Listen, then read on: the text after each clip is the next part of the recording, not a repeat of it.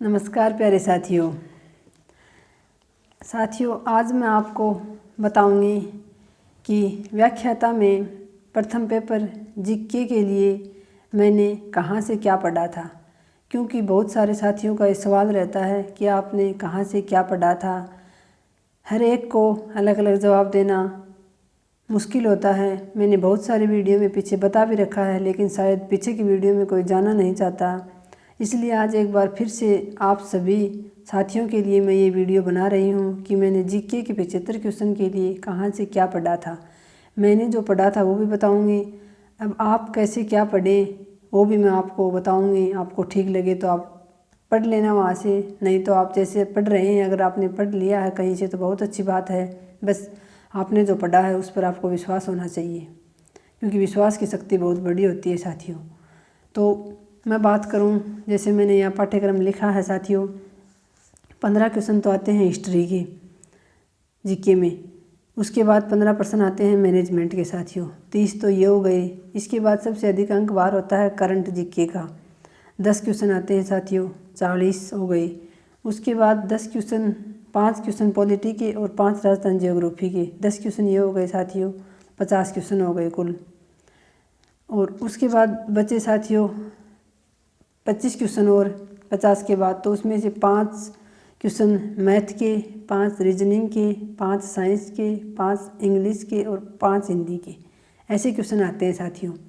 लेकिन इस बार जब पाठ्यक्रम चेंज हुआ तो राजस्थान की कला और संस्कृति और जोड़ दी। इससे पहले 5% राजस्थान ज्योग्राफी के और 5% यानी जो 15% हिस्ट्री के आते हैं उसमें से 5 राजस्थान हिस्ट्री के आते थे और 10 इंडिया हिस्ट्री के।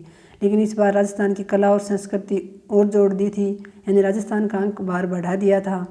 तो फिर साथियों इस बार हमारा जो पेपर हुआ उसमें मैनेजमेंट के पूरे 15% नहीं आए थे, कुछ कम हो गए थे। तो मैं बात करूं साथियों, सबसे पहले मैंने वरीयता दी थी हिस्ट्री को। हिस्ट्री का मैंने कोर्स लिया था अजय चौधरी सर का, जो ठीक 1 साल पहले अक्टूबर 2021 में उन्होंने लॉन्च किया था, तभी ले लिया था मैंने। उसके मैंने साथियों वीडियो सुने 1-2 बार तो लगभग, और मैंने नोट्स बनाए थे, उन नोट्स को बार बार पढ़ा। इसके अलावा साथियों मैंने कुछ वीडियो यूट्यूब से भी देखे थे हिस्ट्री के लिए। ये तो थी मेरी हिस्ट्री की रणनीति साथियों। इसके अलावा मैंने कोई गाइड नहीं खरीदी थी। फिर थे 15 क्वेश्चन मैनेजमेंट के। तो साथियों मैनेजमेंट के मेरे पास नोट्स भी थे 2018 वाली भर्ती में बनाए हुए। 2018 वाली भर्ती में ही बहुत अच्छे वीडियो, जो पूरा पाठ्यक्रम है मैनेजमेंट का वो ढाका सर का करवाया हुआ था, वहाँ से भी मेरे पहले के वीडियो देखे हुए थे। अब मैंने मैनेजमेंट के लिए मैं राठ पब्लिकेशंस की बुक लेके आई थी एक, उसी से मैंने पढ़ा था साथियों। इसके अलावा नेवरी सर के जो मैराथन वीडियो आए थे अंत में, वो मैंने देखे थे मैनेजमेंट के लिए। फिर आता है साथियों 5 क्वेश्चन पॉलिटी के। तो उसके लिए मैंने 9वीं 10वीं 11वीं 12वीं में जो राजनीति विज्ञान की किताब आती है उससे मैंने शॉर्ट नोट्स बनाए थे, और कलाम एकेडमी पर जो खान सर पढ़ाते थे पॉलिटी, उनके मैंने वीडियो देखे थे साथियों। और इसके अलावा भी मैं कुछ वीडियो यूट्यूब पर वैसे भी सुनती रहती थी। जो टॉपिक मेरे कम समझ में आता था उस टॉपिक से संबंधित वीडियो मैं यूट्यूब पर सर्च करके और काम करते हुए सुनती रहती थी। देख में बहुत कम पाती थी वीडियो, लेकिन सुनती ज़्यादा थी। और जब भी बैठती थी तो मैं किताबें ही ज़्यादा पढ़ती थी। मैं बैठकर वीडियो बहुत कम देख पाती थी, क्योंकि काम होता था घर में बहुत सारा, तो मैं काम करते करते सारे दिन वीडियो सुनती रहती थी। फिर 5% राजस्थान ज्योग्राफी की बात करूं साथियों, तो राजस्थान ज्योग्राफी के मैंने मधुसूदन सर हैं जो उत्कृष्ट क्लासेज में पढ़ाते थे, उनकी यूट्यूब पर से वीडियो देखकर और उनसे ही मैंने अपने नोट्स तैयार किए थे। और इसके अलावा कुछ और भी वीडियो मैं देख लेती थी राजस्थान ज्योग्राफी के लिए भी यूट्यूब से ही। इसके अलावा अब जैसे कला और संस्कृति जो जोड़ा था राजस्थान का अंक बार बढ़ाने के लिए, उसके लिए मैंने 6ठी से 10वीं तक की हमारा राजस्थान की बुक है वो बहुत बार मैंने बहुत अच्छी प्रकार से पढ़ी थी, और भी मैंने कुछ वीडियो यूट्यूब पर से ही देखे थे। इसके लिए भी मैं कोई गाइड नहीं लेके आई थी। फिर आते हैं साथियों 20% यानी 10% करंट की बात करूं फिर, तो करंट के लिए मैं 2 मासिक मूमल पढ़ती थी, और एक मैंने नानक क्लासेज की जो करंट की क्लासें आती हैं मंथली, उन मंथली क्लासेस को मैं एक वीडियो को मैं 2 से 3 बार सुनती थी। इसके लिए मैंने ये किया था साथियों। और फिर अंत में नेवरी सर भी वीडियो लेकर आए थे 1-2 मैराथन, वो भी देखे थे मैंने। फिर साथियों बात करूँ साइंस के 5 क्वेश्चंस की, तो साइंस के लिए मैंने 9वीं 10वीं की जो चैप्टर जो पॉइंट दे रखे हैं, हमारे जो बिंदु हैं पाठ्यक्रम में, उनसे संबंधित मैंने उन चैप्टर से लघुत्तरात्मक और वो प्रश्न उत्तर भी पढ़े थे पासबुक से, और मैंने उन पाठों को भी पढ़ा था। कुछ मैंने यूट्यूब पर भी वीडियो देखे थे। लेकिन साथियों, जितना मैंने पढ़ा, कोशिश की थी मैंने, लेकिन जितना मैंने पढ़ा उसमें से कोई प्रश्न आया नहीं। एक प्रश्न किया मैंने साइंस का, वो भी मेरा गलत हो गया था। फिर मैथ और इंग्लिश का मुझे नहीं पता पाठ्यक्रम में क्या शामिल था, ना मैंने कभी पाठ्यक्रम देखा, ना मैंने पेपर में प्रश्न देखा कि कैसा क्या आया था, क्योंकि साथियों ये मेरे बस का नहीं था, तो मैंने इसको छोड़ ही दिया था।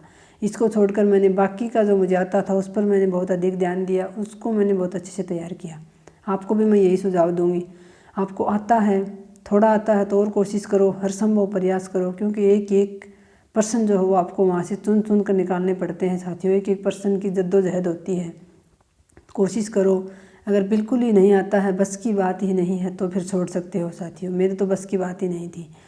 फिर रीजनिंग के जो भी दे रखे थे, जो भी पाठ्यक्रम था रीजनिंग का, उससे संबंधित रीजनिंग मुझे ठीक आती थी। मैंने तैयारी की थी, यानी अभ्यास किया था रीजनिंग के टॉपिकों का। तो रीजनिंग का भी साथियों एक प्रश्न किया था मैंने, वो भी मेरा गलत हो गया था। तो यानी इन दो साइंस और रीजनिंग के लिए मैंने कोशिश की अपनी तरफ से पूरी, लेकिन फिर जो मैंने कोशिश की थी, जो मैंने याद किया था, वो उससे प्रश्न आए नहीं। हिंदी के लिए साथियों, जैसे हिंदी तो मेरा विषय है, तो इसके लिए मुझे कुछ अलग से करना नहीं पड़ा। इसमें हिंदी में व्याकरण आती है, तो मेरे पास तो KR मैया सर की व्याकरण माला बुक थी, वहीं से मैंने पढ़ा था। और मैंने 9वीं से 12वीं में जो व्याकरण चलती है हमारे स्कूलों में, उसको भी पढ़ा था साथियों बहुत बार। आप उसको ज़रूर पढ़ें, वो व्याकरण बहुत अच्छी है। प्रथम पेपर में जो 5 प्रश्न आते हैं उसके लिए तो वो व्याकरण ही काफ़ी है, बस आप उसको ही पढ़ लें। अब साथियों आपको बताऊँ मैं कि आप कैसे क्या तैयारी करें। जैसे आपने किसी ऐप से कोर्स ले रखा है तो बहुत अच्छी बात है साथियों। आपको इधर उधर भटकने की आवश्यकता नहीं है, ना ही आपको बहुत सारी बुकें लाने की आवश्यकता है। उस कोर्स को बहुत अच्छे से तैयार करो, उसके खुद के नोट्स ज़रूर बनाओ साथियों। आपको लगता है कि हम यह वीडियो सुन रहे हैं, फिर इन्हीं वीडियो से ऐसे कैसी सर किताब निकाल के दे देंगे, हम वो पढ़ लेंगे।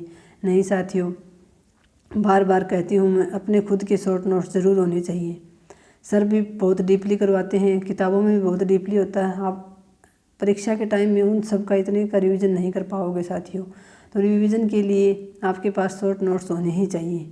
तो नोट्स ज़रूर बनाएं, मेरा तो यही सुझाव रहेगा। जिसके पास समय है, जिसके लिए संभव है नोट्स बनाना, वो ज़रूर बनाएं। जिसके पास समय ही नहीं है उसका तो चलो वो PDF से या जिससे भी पढ़ता है ठीक है, वो अपने हाईलाइट करके या जैसे भी सही लगे आपको वैसे पढ़ें। अब आपको बताऊं साथियों, 15 क्वेश्चन हिस्ट्री के लिए आप या तो हिस्ट्री पॉइंट चैनल है जैसे गणपत सिंह राजपुरोहित सर का, वहाँ से आप कोर्स ले सकते हैं। पूरे पेपर का भी ले सकते हैं, हिस्ट्री मैनेजमेंट का भी ले सकते हैं। मुझे तो सबसे अच्छे अभी फ़िलहाल जो जितने भी यूट्यूब चैनल हैं, गणपत सिंह राजपुरोहित सर की ही वीडियो सुनती हूँ। मैंने कोर्स लिया नहीं था, लेकिन मेरा विश्वास है इतना कि उनकी जो सामग्री है वो बहुत ही विश्वसनीय होती है।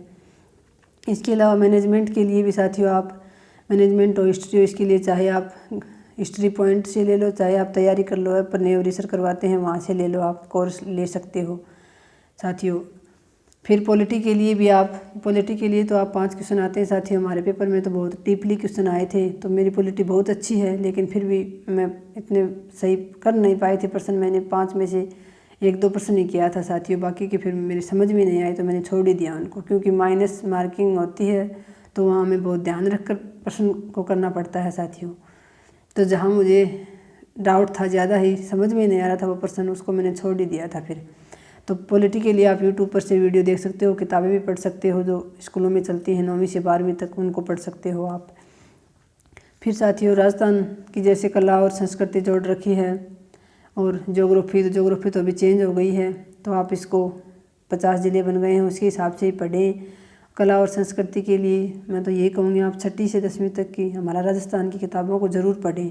एक बार नहीं, 2-3 बार पढ़ें उनको, बार बार, क्योंकि प्रश्न वहीं से उठते हैं साथियों पेपरों के लिए। इसके अलावा आपने अगर कोर्स ले रखा है किसी का, तो बहुत अच्छी बात है, आप वहीं से करें। बार बार आपको इधर उधर भटकने की आवश्यकता नहीं है कि आपने कोर्स भी ले लिया, फिर आप गाइड भी पूछते हो कि हम कौन सी लेकर आएँ या फिर कौन सी बुक लेकर आएँ। हर जगह भटकने की आवश्यकता नहीं है। जितना पढ़ो उस पर विश्वास रखकर पढ़ो साथियों, क्योंकि जहाँ से भी जितनी भी सामग्री पढ़ोगे, तय बात है साथियों, 70-80% मैटर हर जगह मिल जाता है, और 70-80% कभी मेरिट जाती नहीं। बस आपका विश्वास होना चाहिए उसमें, अपने मैटर में। साइंस, मैथ, इंग्लिश, रीजनिंग, इनके लिए यही कहूँगी साथियों, अपनी तरफ से कोशिश ज़रूर करें। जिन साथियों को इंग्लिश आती है थोड़ी बहुत, ऐसा बताते हैं जिनको आती है कि बहुत ही हल्के जो है ये दे रखे हैं, मतलब ग्रामर के टॉपिक हैं ये, तो आप ज़रूर करें इनको अगर आपको आती है तो, क्योंकि एक एक पर्सन बहुत महत्वपूर्ण होता है वहाँ। करंट के लिए साथियों आपको बता दिया, आप मूवमेंट ले आओ, क्रोनोलॉजी ले आओ, कोई भी एक यूट्यूब चैनल पकड़ लो। बहुत सारे यूट्यूब चैनल हैं ऐसे जो करंट करवाते हैं, लेकिन बहुत सारों पर भटकने की बजाय आप एक ही चैनल को पकड़ लो, उसके ही वीडियो आप देखो। करंट के लिए तो साथियों मैंने तो यही किया था बस। इसके अलावा साथियों जैसे आपके बार बार प्रश्न रहते हैं कि आपने कौन सी, आप हमें कोई MCQ की बुक बता दो या फिर कौन सी टेस्ट सीरीज ज्वाइन करें, तो साथियों मैंने ना तो कोई टेस्ट सीरीज ज्वाइन की थी, ना ही मैं अभ्यास के लिए कोई MCQ वगैरह लाई थी, क्योंकि मुझे इतना टाइम ही नहीं मिलता था। तो मेरे पास तो जो सामग्री थी उसी को मैं बार बार पढ़ती थी। मैंने यूट्यूब का भरपूर फ़ायदा उठाया था साथियों, वहाँ से मैं बहुत सारे वीडियो सुनती रहती थी काम करती हुई। तो मैं तो यही कहूँगी साथियों, आज के समय में कुछ भी मुश्किल नहीं है, बहुत कुछ आसान कर दिया है इस यूट्यूब की, सोशल मीडिया ने, यूट्यूब की दुनिया ने। आप अगर पैसे देकर कोर्स ना भी खरीद पाओ तो बहुत सारे यूट्यूब चैनल ऐसे हैं जो साथियों फ्री में पूरा का पूरा पाठ्यक्रम करवा रहे हैं। जैसे GGD क्लासें हैं गौरव सिंह गानेराव सर की, वो पूरा पाठ्यक्रम उन्होंने करवा दिया है। GK का, व्याख्याता का भी, सेकंड ग्रेड का भी करवाते होंगे शायद, लेकिन तो आप वहाँ से कर सकते हो। और फिर वो टेलीग्राम पर PDF भी उपलब्ध करवाते हैं, तो साथियों आप वहाँ से भी नोट्स बना सकते हो खुद की। अगर आप ये कहो कि भाई ऐप पर आप कोर्स ना ले इसको, तो वैसे भी कोर्स भी इतना महंगा नहीं होता साथियों, समय समय पर ऑफर भी आए रहते हैं। तो मतलब वो बात तो है ही नहीं कि आपकी पहुँच ना हो वहाँ तक, तो आप वहाँ से भी ले सकते हो साथियों।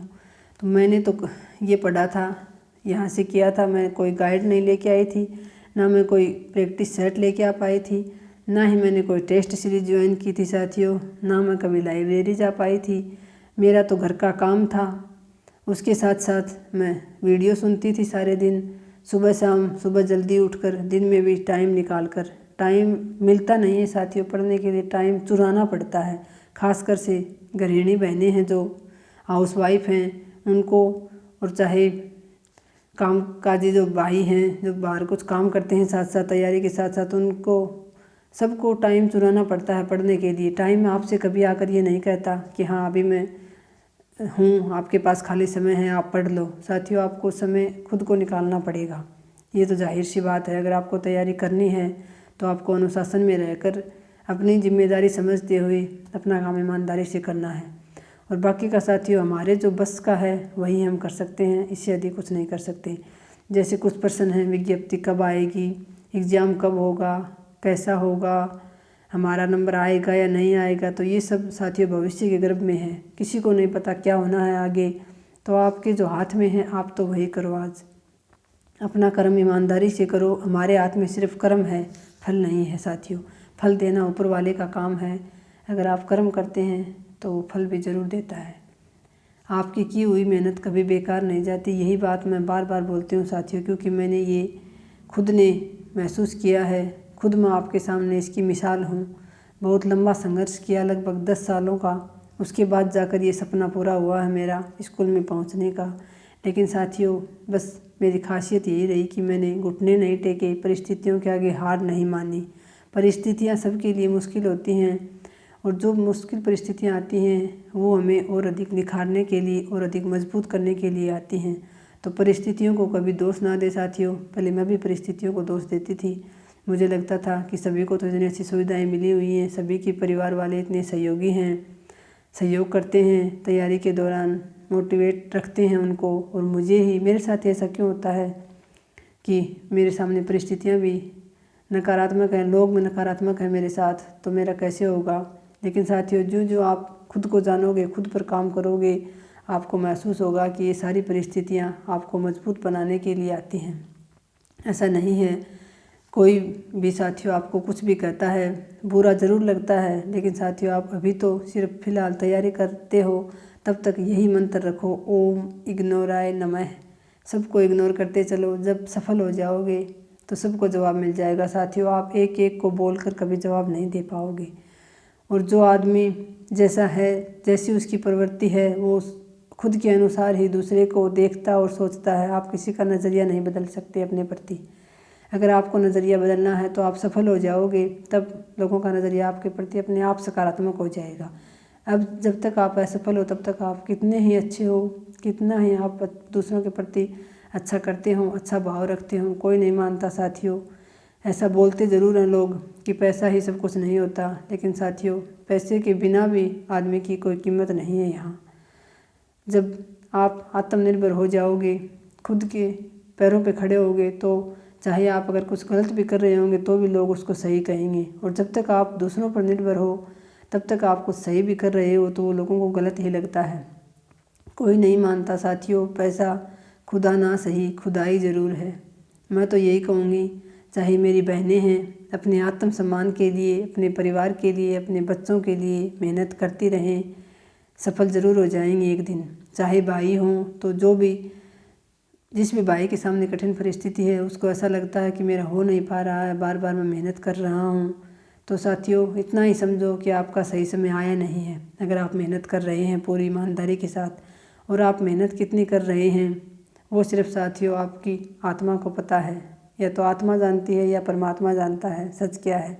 तो वो आप लोगों को बुलाव में रख सकते हो कि आप बहुत तैयारी कर रहे हो, आपका हो नहीं पा रहा है। आप खुद से झूठ बोल सकते हो साथियों, क्योंकि खुद से झूठ बोलना बहुत आसान होता है, लोगों को बहकावे में रखना भी बहुत आसान होता है, लेकिन साथियों वो नुकसानदायक किसके लिए है?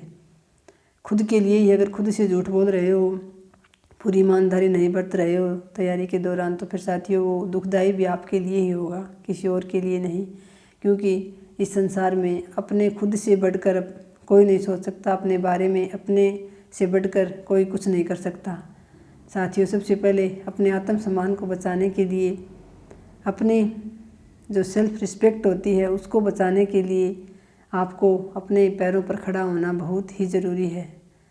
तो साथियों इतना ही कहना चाहूँगी, एक ही प्रश्न बार बार ना करें कि आपने कहाँ से क्या पढ़ा था। मैंने आपको बता दिया है, मैंने जहाँ से पढ़ा था आपको भी बता दिया है। आप जहाँ से पढ़ना चाहें, अगर आपने कोर्स ले रखा है, आप जहाँ से भी पढ़ रहे हैं, जिस भी गुरु से पढ़ रहे हैं, उस सामग्री पर और उस गुरु पर विश्वास रखिए साथियों। इतना ही कहना चाहूँगी, विश्वास में बहुत बड़ी ताकत होती है। तो बार बार आपके प्रश्न आ रहे थे कि आपने कहाँ से क्या पढ़ा था, इसलिए मैंने ये सारा बता दिया मैंने कहाँ से क्या किया था। हिंदी के लिए भी मैं एक वीडियो बना दूँगी ऐसे कि मैंने हिंदी के लिए कहाँ से क्या पढ़ा था। इसके अलावा बस आप अपने शॉर्ट नोट्स ज़रूर बनाएं। अपना पाठ्यक्रम आपके सामने होना चाहिए। ये ना हो कि आप किसी की PDF से या किसी के कहीं से भी आप नोट्स बना रहे हो, या आपने नोट्स लाए हो, आप पढ़ रहे हो और आपको ये पता ही नहीं कि आपके ये टॉपिक है या नहीं पाठ्यक्रम में। तो सबसे पहले तो यही कहूँगी, आप जहाँ कहीं भी पढ़ते हो वहाँ आपके सामने, आँखों के सामने आपका पाठ्यक्रम ज़रूर होना चाहिए साथियों। और जब भी पढ़ने बैठो, माँ सरस्वती की वंदना करके, मन में उनको स्मरण करके पढ़ने बैठो साथियों। ज़रूर आप एक दिन कामयाब हो जाओगे जब आपका सही समय आएगा। बस अभी तो आपके हाथ में सिर्फ कर्म करना है, अपना कर्म करते रहो ईमानदारी के साथ। तो आज की वीडियो में इतना ही साथियों, मिलते हैं नेक्स्ट वीडियो में। धन्यवाद। जय हिंद।